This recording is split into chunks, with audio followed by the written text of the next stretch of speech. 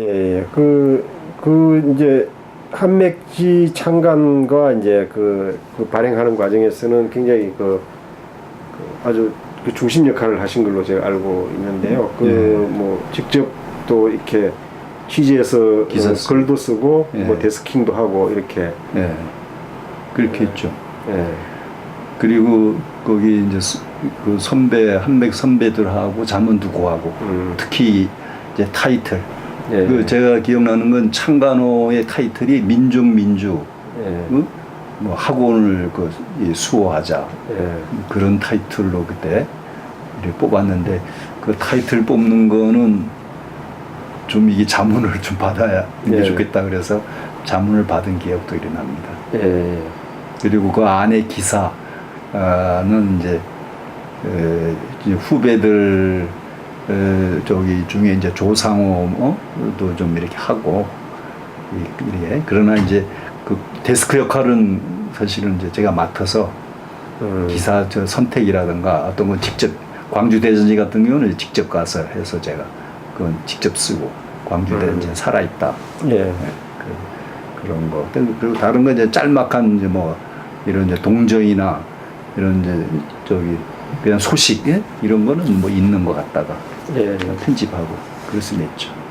그 6호에 쓴 그 광주 대단지는 죽지 않았다라는 그걸 뭐 그 취재하면서 또 그리고 그걸 쓰면서 이제 느낀 바가 많으실 것 같은데.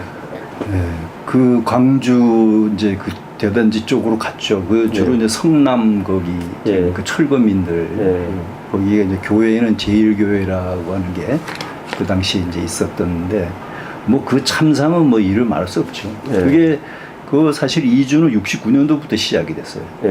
부분적으로.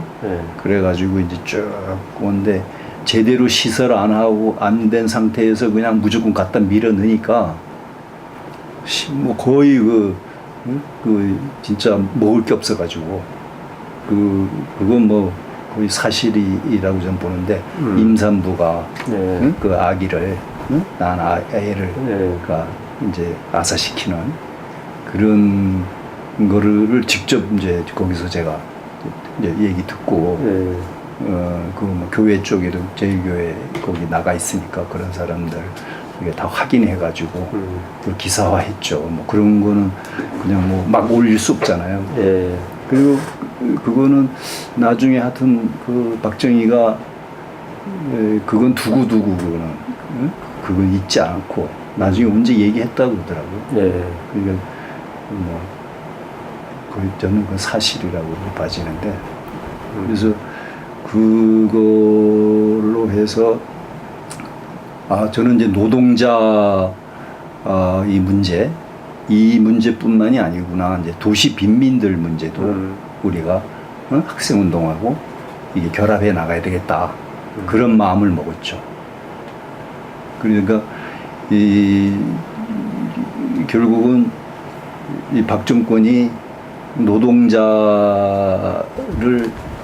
가장 이제 노동자 위시로 해서 도시 빈민 등 이 광범위한 계층을 진짜 못 살게 이렇게 만들었구나. 역시 빈익빈 부익부가 이게 현실이다. 그 어떤 참상을 이제 더 느끼면서 이제 박정권에 대한 특히 또 계속 앞으로 집권을 이 해갈 이 독재 정권에 대한 우려와 불안은 더 이제 그 증폭이 됐죠.